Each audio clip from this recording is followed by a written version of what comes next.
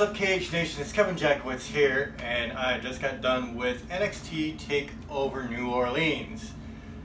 Holy shit, was this a good show.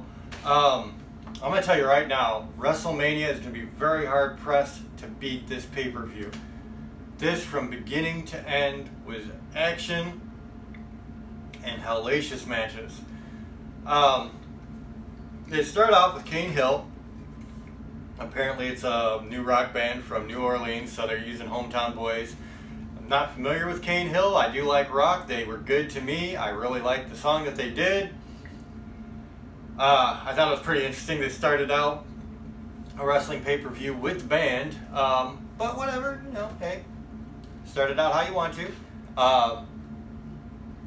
Like I said, I thought they were good. First match of the night, though.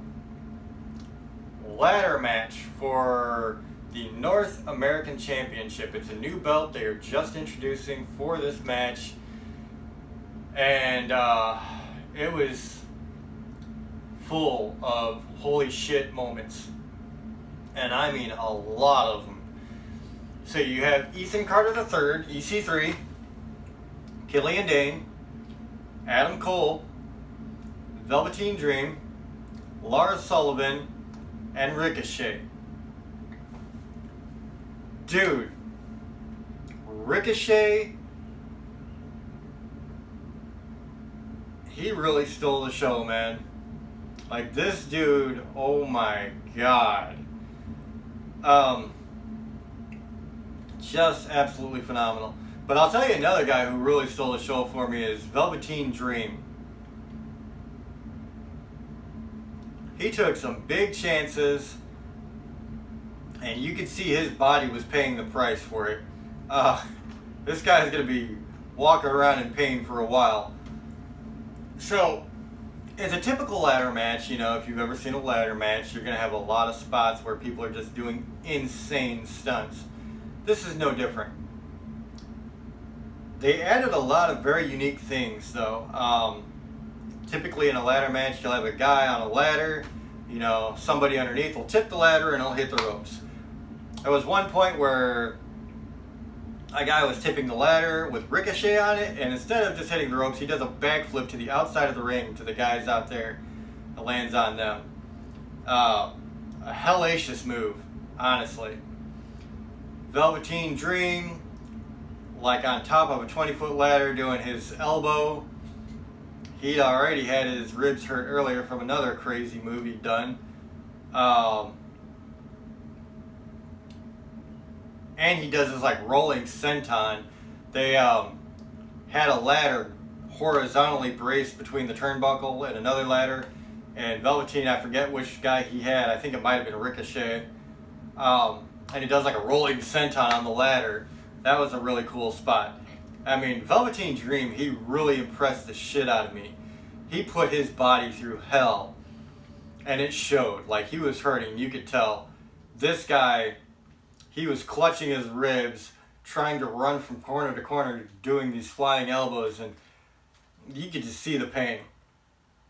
Just a hell of a fucking match, though. Every one of these guys had a good spot. Everyone was used to the best of their ability. Ricochet, like I said, he was absolutely amazingly athletic. I really couldn't say enough. You just have to see this match to believe how damn good it was. Adam Cole gets the win. So he makes history as the first North American champion for NXT.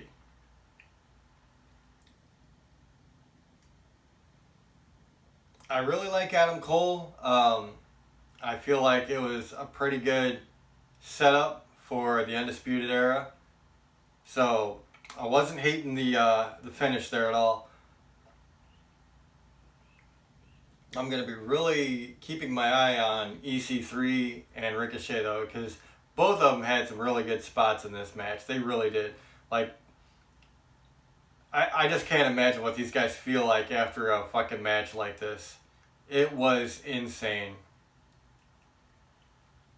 After that, you have to follow up that match and they did that with Ember Moon and Shayna Baszler. NXT Women's Championship match. And Ember Moon has looked really strong for a while now. I think that they've made her a really good character. And she came out hard with Shayna Baszler. She took the fight straight to her. Baszler is a real life mixed martial artist. And so a really tough chick. Really tough chick. As a matter of fact, Ronda Rousey was in the crowd at the NXT show in support of Baszler. So it was cool to see that. I mean, in the match, it really had its good back and forth. They didn't have Baszler just dominate, which was cool. They did have Baszler go over, though, and she became the new women's champion. And, of course, the Rousey, and there was another UFC chick there that congratulated her. And that was cool. And it was just very, very nice to see that they did everything right with that match. Ember Moon, she looked strong. She didn't go out weak. Eventually, Baszler won. Now Ember Moon's probably going to go up to the main roster on Raw or SmackDown. I think she certainly should. So yeah, it'll be interesting to see what happens with that. So you get a backstage segment with Adam Cole and Kyle O'Reilly, where Adam Cole, he's playing off the being really hurt from the ladder match and saying he doesn't know if he can go into the tag team match later on in the night that he's supposed to have. Undisputed Era and a triple threat match. So there's a big question mark on the match now, supposedly. You come back, but you go directly into the match where it's Authors of Pain, Akam and Razor. You have Pete Dunne and Roderick Strong, and you have the Undisputed Era, Adam Cole and Kyle O'Reilly. Another really good match. I mean, this is just a night of great matches. Can't really take anything away from it. I've never seen Pete Dunne before, so it was really cool to see him. He's really good in the ring. Very athletic. He's pretty agile and has kind of a strong style thing going too, so I like that. The Authors of Pain, they always play on the big guys and how they run roughshod at first. And for big guys, I like the Authors of Pain. I'm not usually a big fan of the big guy in wrestling. I'm more a fan of the agile guys. But they're very good. The big part of this match that you really take away is Pete Dunne hits Kyle O'Reilly with his finishing move. It looks like he's going to win. Then Roderick Strong, Pete Dunne's tag team partner, jumps on Dunne's head, betrays him, sticks him, and then gives the Undisputed Era the win. And then Roderick Strong takes the Undisputed Era armband off Adam Cole, puts it on his own arm. So now Undisputed Era is another guy stronger, with Roderick Strong joining him. So that was a pretty cool moment there. It had a little bit of story to it. And that's the one thing that I think NXT is lacking, is they're really great matches. Like, they're putting on hellacious matches. But there is kind of lack of storyline at parts. So this really had kind of a nice storyline part at the end. So, Undisputed Era, they're still the NXT Tag Team Champions, and they're the winners of the Dusty Rhodes Tournament. Because that was the stipulation. Next match, holy shit, Aleister Black versus Andrade Cien Almas.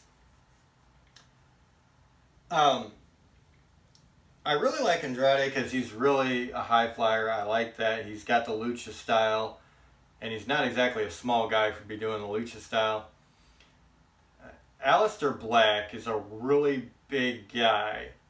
He's this Dutch, tall, not really necessarily insanely built or anything, or fat. He just, tall and big. But super agile for a guy his size. Like, he can pull off some crazy acrobatic moves. I've always liked Aleister Black. He's got this really cool shtick about him. He's very stoic. But just amazing in the ring. And this match was really good all the way throughout.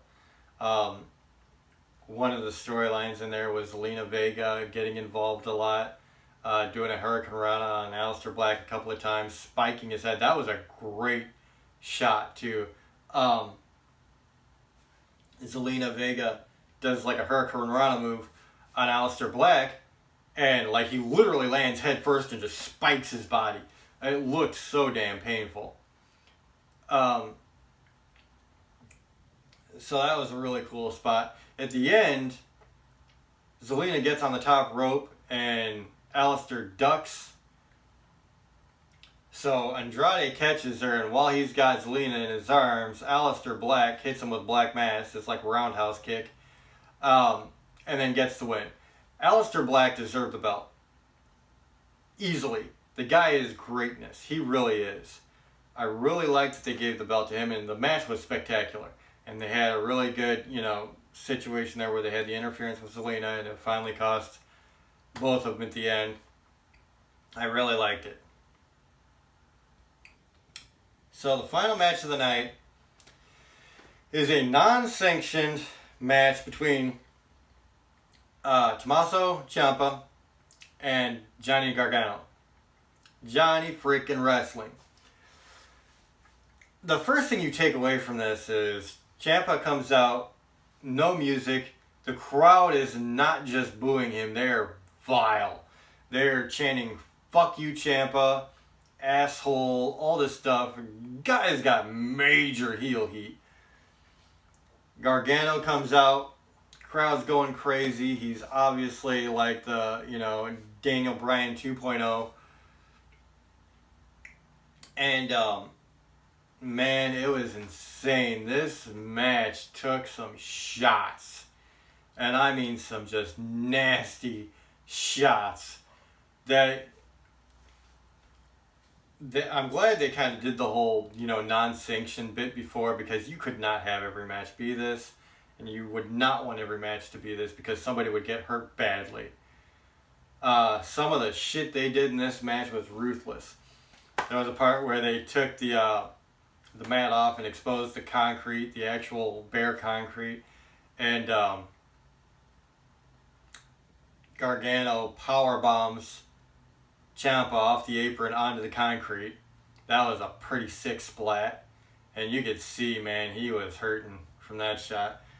Some really heavy hitting with crutches and whatever else they could find. I mean, it was a brutal match. It really was. Both guys at the end of the match had black eyes, and it was all swollen right here. Both guys were swollen. They were showing the marks of this match. It was ruthless. It really was. These guys put each other through hell, and it was a damn good match. It was very entertaining, and hats off to these guys who are willing to do this for our entertainment, because holy shit, I would not want to be either one of them after that or the next morning. They're going to feel it. Very, very, very good match, though. Some of the hardest hitting I've seen in a match in a long time. And one of the least PG matches I've seen in a long time, too. They pushed the limits.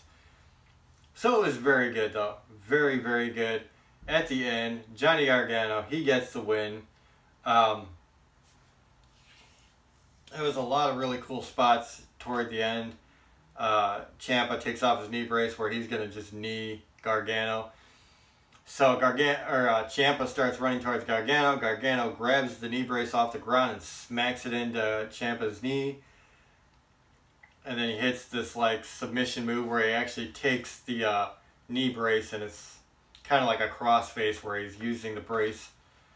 And that was the end of the match. Very good, though. Very, very good. This is...